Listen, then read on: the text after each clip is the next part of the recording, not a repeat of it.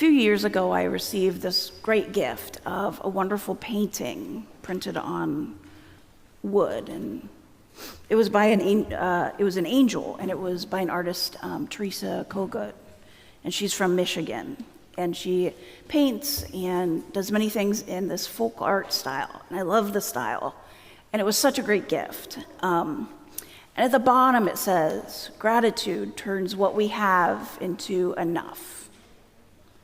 Gratitude turns what we have into enough. And this statement resonates with me because I know that I often think having more of something will make me happier. More miniature things, more anything. And so I get into that mindset of wanting or thinking I need more.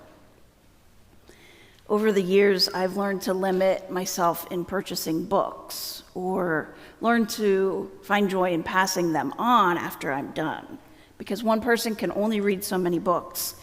And after a while, when your stack of books that you're waiting to read becomes really, really tall, you realize that would take a while to read so many books, and you find more before you even get to them, and having more isn't always better. So gratitude can turn what we have into enough. I've also decided that the statement on this painting isn't completely true. It has been true for me because I've always had enough food to eat.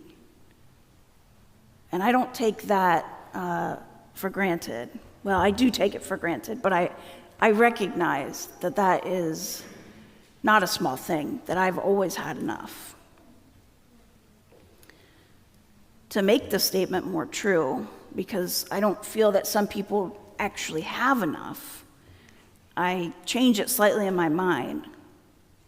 I say gratitude can turn what we have into enough. But I still remember that gratitude doesn't make hungry people all of a sudden have enough food.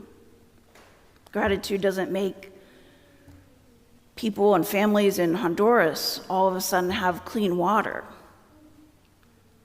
But I wonder if my gratitude for my clean water can help other people have enough.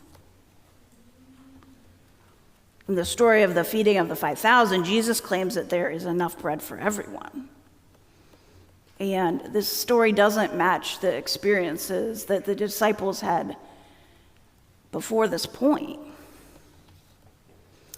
And yet, not only was there enough bread, there was more than enough. But even with all of our technology and ability to produce and purchase food, we function as if there's scarcity. In our country, over 1/3 of all the food purchased is actually wasted. And it happens with larger institutions, or at local grocery stores, or even in our fridges.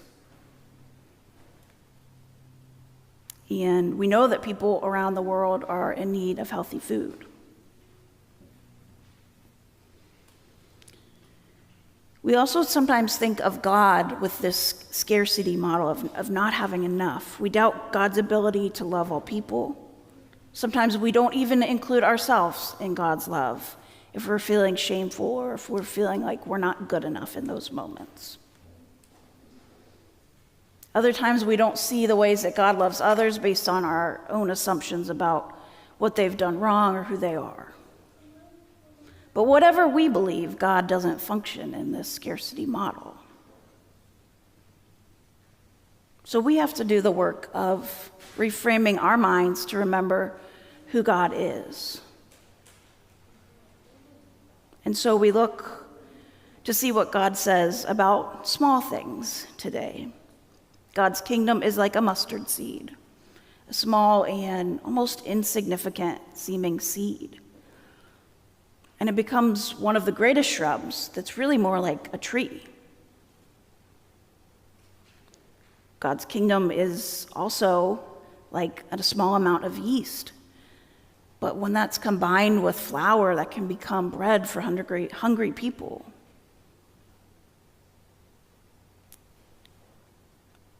Christ wanted all of us to have abundant life. And we believe that God's love was so powerful that when he conquered death, he did that for all. And when we die, he asks all of us to join him for eternity. As God's people, we come together to be reminded of Christ's love for us, even when we can't see it ourselves. We need to remember that all we need is that little bit of faith, that it is God who provides the love and the faith and the grace that we need. It's not all up to us. We remember that we are like seeds or yeast or pearls, so small that they could be lost in the world. But God knows they are important.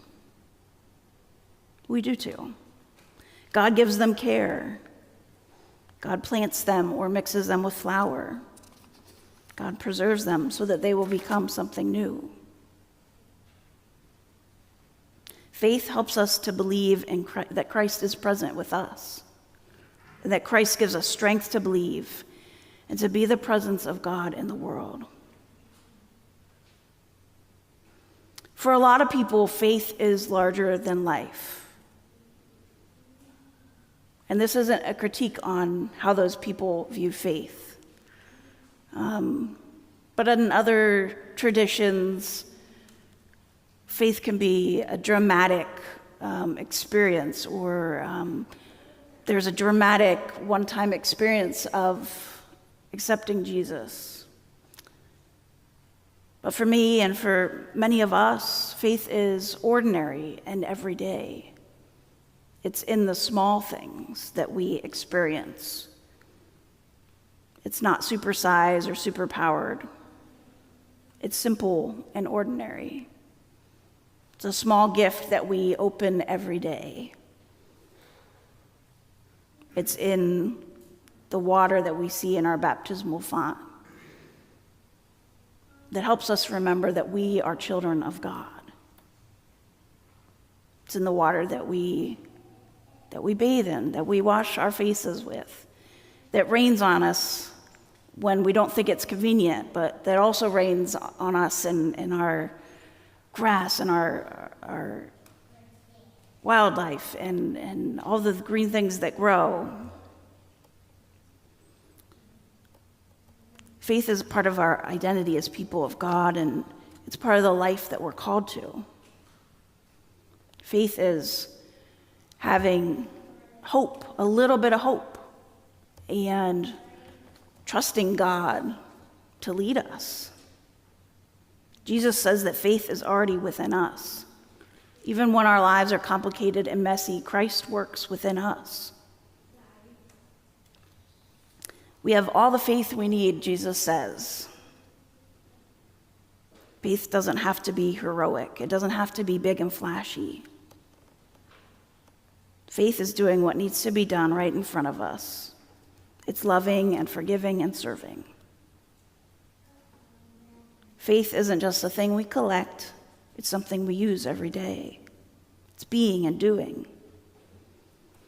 Faith is being the person that God created you to be. Faith is sharing your blessings and gifts with the world.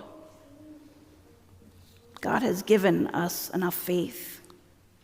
And God continues to invite us into a love that is too great to imagine at times. God's love is more than enough for us and the entire world. Thanks be to God.